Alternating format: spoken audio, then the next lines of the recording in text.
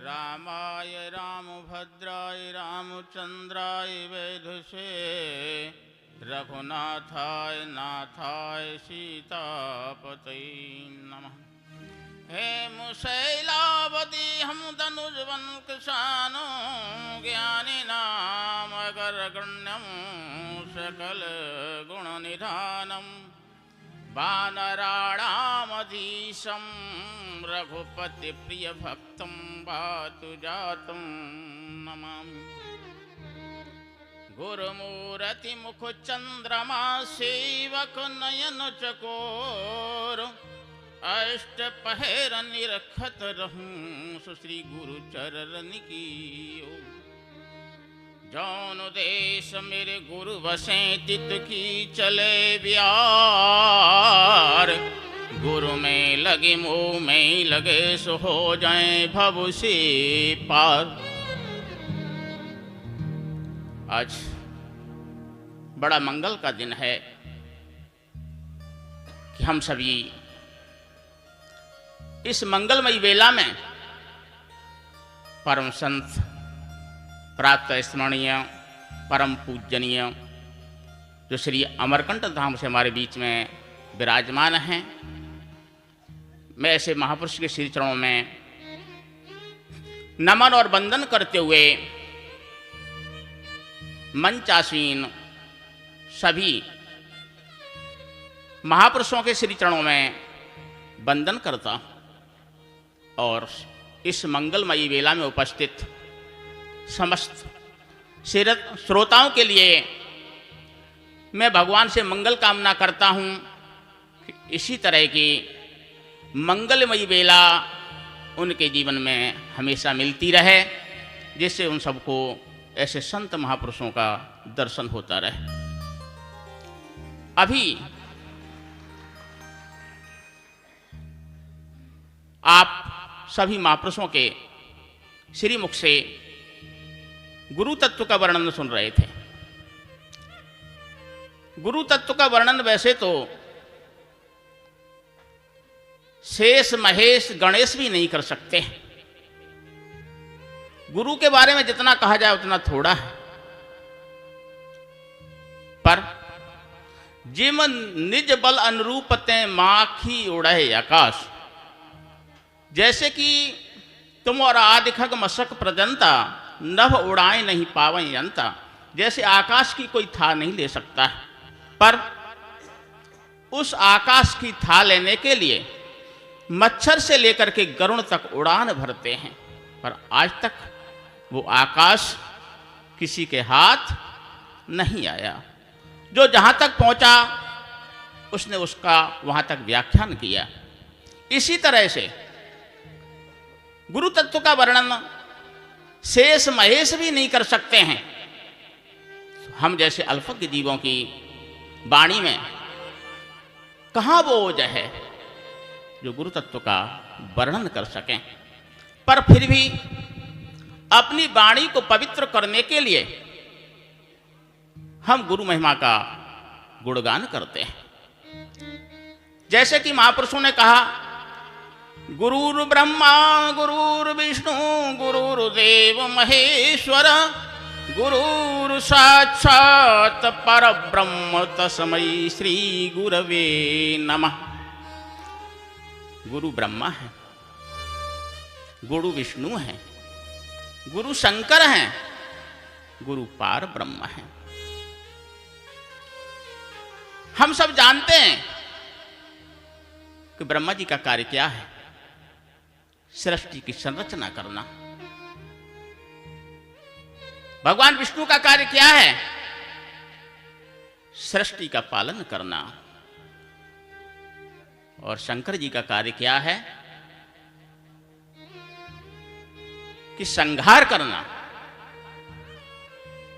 और तीनों तत्व जब मिलकर के एक होते हैं तो सृष्टि की संरचना, पालन और संहार जो करता है उसको परब्रह्म कहते हैं।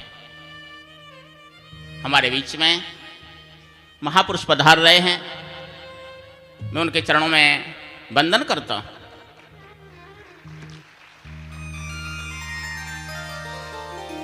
इसी तरह से गुरु हमारे हृदय आकाश में जो अज्ञान है उसको मिटा करके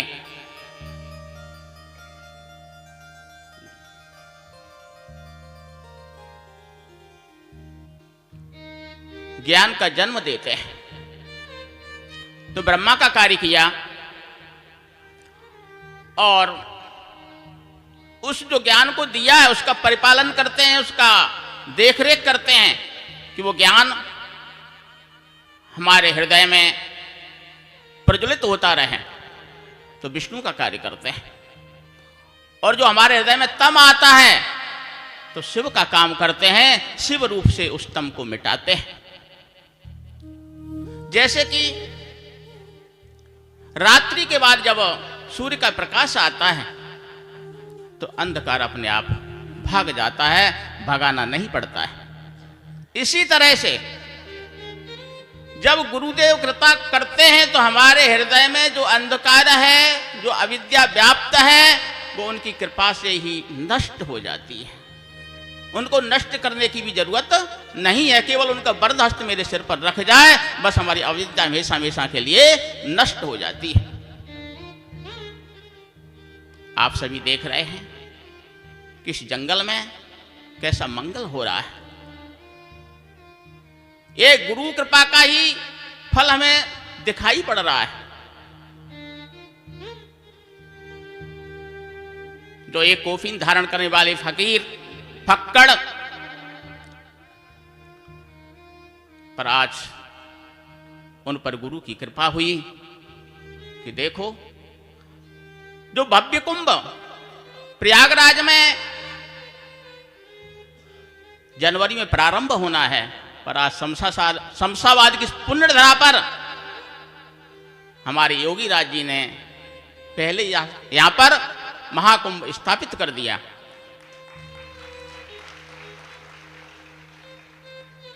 कैसे कैसे संतों के यहां दर्शन हो रहे हैं। आप बहुत भाग्यशाली हैं, उन महापुरुषों के दर्शन करने का आपका सौभाग्य प्राप्त हो रहा है। अभी आप सुन रहे थे कि क्या गुरु के बिना भवसागर से पार नहीं हो सकते हैं? नहीं। गोस्वामी जी रामचरितमानस में कहते हैं कि गुर बिन भवानी धाता रही न गुरु बिन भवानी तरहि न कोई। जो बिरंच शंकर सम होई। जो बिरंच शंकर सम द्रोही। जो शंकर और ब्रह्मा के समान भी क्यों न हो, पर जब तक गुरु को धारण नहीं करेगा इस भवसागर से पार नहीं हो सकता है। उदाहरण के तौर पर मैं आपको समझाता हूं कि आपको अच्छी ड्राइविंग करनी आती हो, पर आप जब तक रजिस्टर्ड लाइसेंस प्राप्त नहीं करेंगे और आपसे यदि एक्सीडेंट हो गया, आपको ड्राइवर माना जाएगा कि नहीं? नहीं माना जाएगा। क्या मांगेंगे आपसे कि आपको आपके पास लाइसेंस है कि नहीं। लाइसेंस जब तक नहीं है, कितनी अच्छी ड्राइविंग आपको आती है, पर आपको ड्राइवर नहीं माना जाएगा। इसी तरह से जब तक आप जीवन में गुरु को धारण नहीं करेंगे, चाहे भले ही भगवत सत्ता को आप प्राप्त कर लें, पर हमारा कल्याण नहीं हो सकता है। उदाहरण के तौर पर देवर्षि नारद जी को भगवत प्राप्ति हुई, पर उन्होंने कोई गुरु जीवन में धारण नहीं किया। मन में विचार किया कि जिस भगवत तत्व को जानने के लिए गुरु की जरूरत पड़ती है, मुझे वो भगवत तत्व प्राप्त हो गया, मुझे गुरु बनाने की क्या जरूरत है। पर एक दिन देवताओं की सभा में देवर्षि नारद जी विराजमान थे, पर जिस जगह पर उनका आसन लगा हुआ था, जैसे ही वो खड़े हुए कि देवराज इंद्र ने उस जगह को जल छिड़का पवित्र करने के लिए। इस पर देव ऋषि नारद बैठ गए। नारद जी ने जब देखा कि मैं तो परम पवित्र, जिसको भगवत प्राप्ति हो गई हो, पर मैं देख रहा हूं कि मैं जिस जगह पर बैठा उस जगह पर देवराज इंद्र जल छिड़क रहे थे। देवर्षि नारद जी ने इंद्र से पूछा कि हे इंद्रदेव, ये आपको बुरा ना लगे तो एक बात पूछूं। इंद्र ने कहा बताइए। देवर्षि नारद जी बोले कि मैं जिस जगह पर बैठा था, जब मैं खड़ा हुआ तो आपने उस जगह को जल से सींचा था, यानी पवित्र किया था। तो मेरे बैठने से वो जगह अपवित्र कैसे हो गई? देवराज इंद्र बोले कि हे देवर्षि नारद, आप माफ करना। जिस जीव ने अपने जीवन काल में गुरु धारण नहीं किया, तो वो जहां पर जाता और जहां बैठता वो जगह अपवित्र हो जाती है। नारद जी को बहुत बुरा लगा। नारद जी सीधे बैकुंठ धाम में पधारे और जहां पर क्षीर सागर में शेष सैया पर भगवान विराजित थे, देवर्षि नारद जी भगवान के चरणों से लिपट करके रोने लगे। कहा कि प्रभु, मुझे अब तक पता नहीं था कि मेरे बैठने से जगह अपवित्र हो जाती है। आज देवराज इंद्र ने मेरा अपमान किया। शेष साई भगवान बोले कि क्या बात हुई नारद, आप इतने विचलित क्यों हो रहे, दुखी क्यों हो रहे हैं? बताया कि मैं जिस जगह पर बैठा हुआ था, जब मैं खड़ा हुआ तो देवराज इंद्र ने उस जगह को जल छिड़क करके पवित्र किया और कहा कि आप माफ करना कि आपने जीवन में कोई गुरु नहीं बनाया, इसलिए जगह अपवित्र हो गई। तो प्रभु, क्या आपकी प्राप्ति के बाद भी क्या गुरु बनाना आवश्यक है? भगवान ने कहा जरूर नारद, जब तक जीव किसी महापुरुष की शरण में बैठ करके गुरु दीक्षा नहीं ले लेता है, जब तक उसका कल्याण नहीं होगा।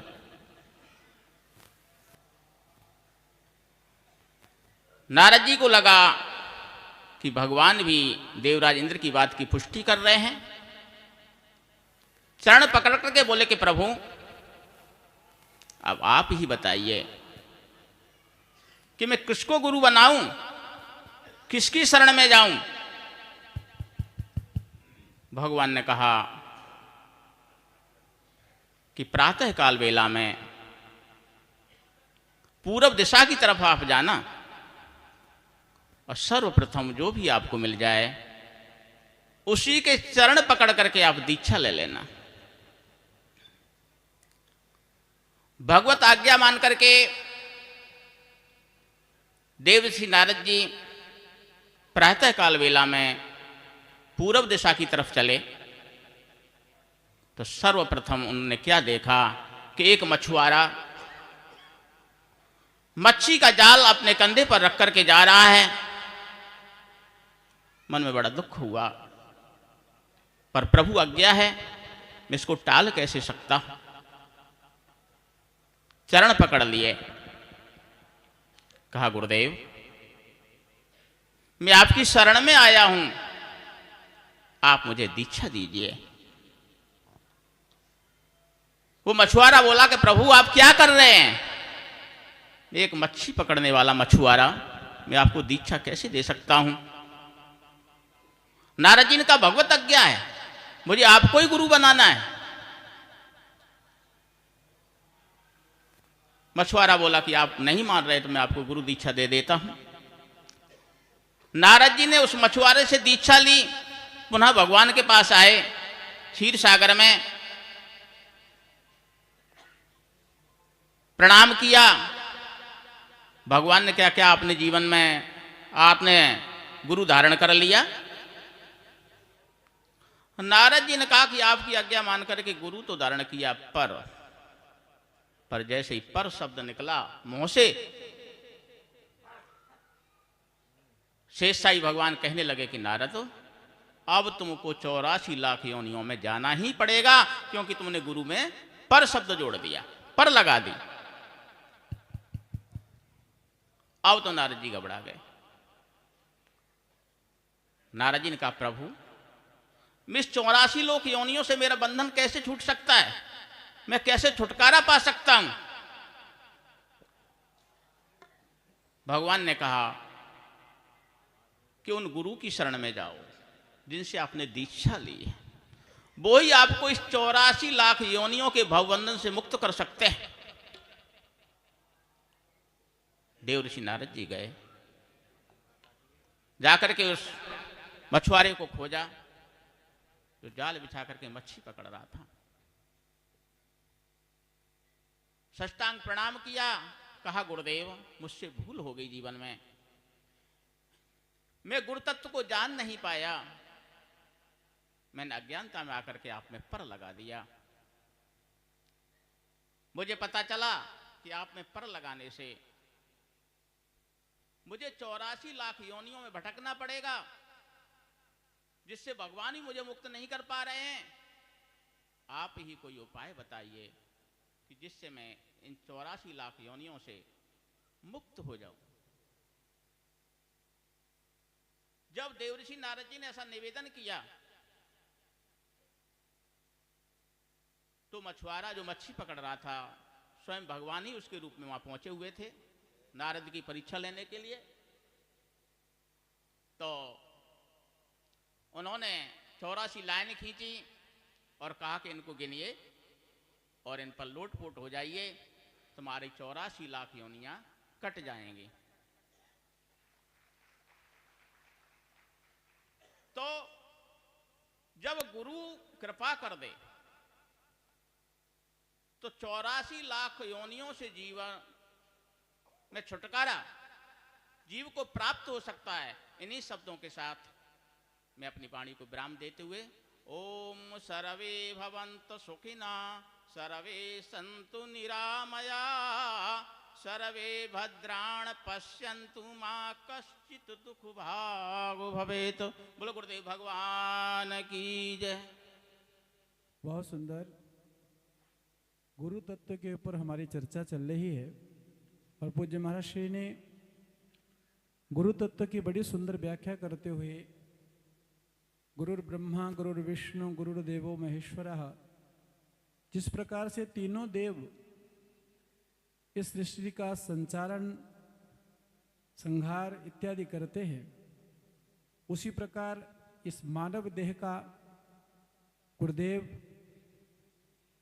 पालन करते हैं और अज्ञान का नाश करके ज्ञान की ओर प्रवृत्त करते हैं।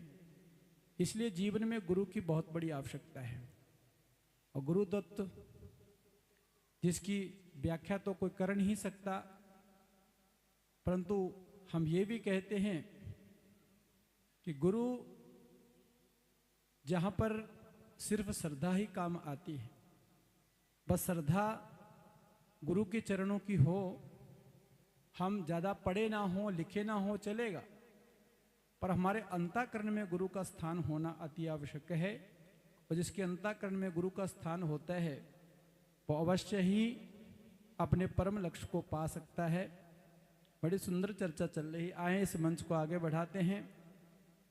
अभी अभी हमारा परम सौभाग्य कि हमारे बीच में आचार्य महामंडलेश्वर यतीन्द्रानंद जी महाराज रुड़की हरिद्वार उत्तराखंड से हमारे बीच में पधारे हैं, दर्शन दे रहे हैं। हमारा परम सौभाग्य।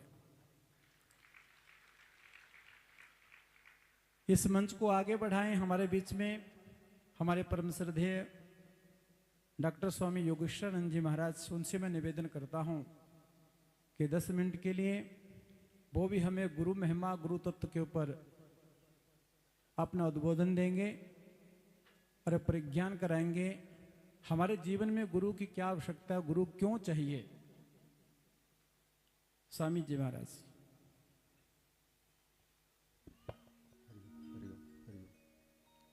हरिओम हरिओम।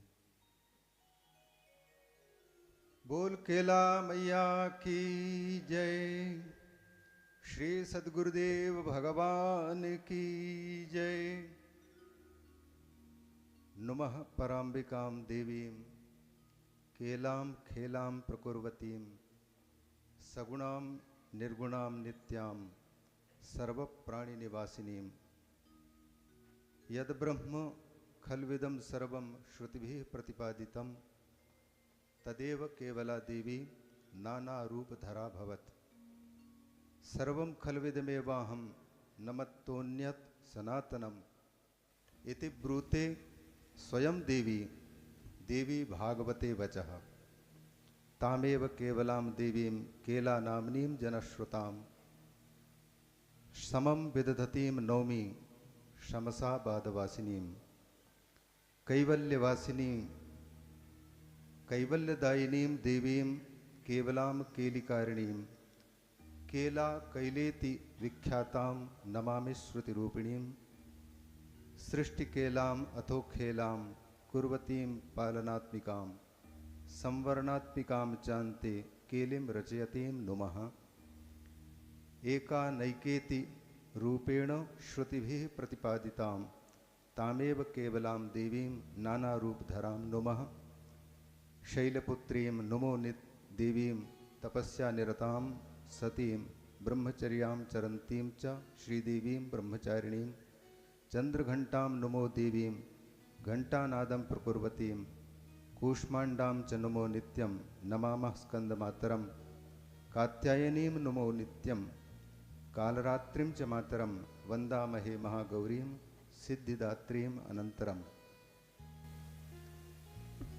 हम सबका परम सौभाग्य है परम पूज्य सद्गुरुदेव भगवान के दर्शन हम सबको पूज्य तपस्वी त्यागी अवधूत बाबा लोकेशानंद जी महाराज जी के प्रयास से एक साथ यहाँ पर पूज्य बाबा जी के दर्शन और संत महापुरुषों के दर्शन हम सबको प्राप्त हो रहे हैं। और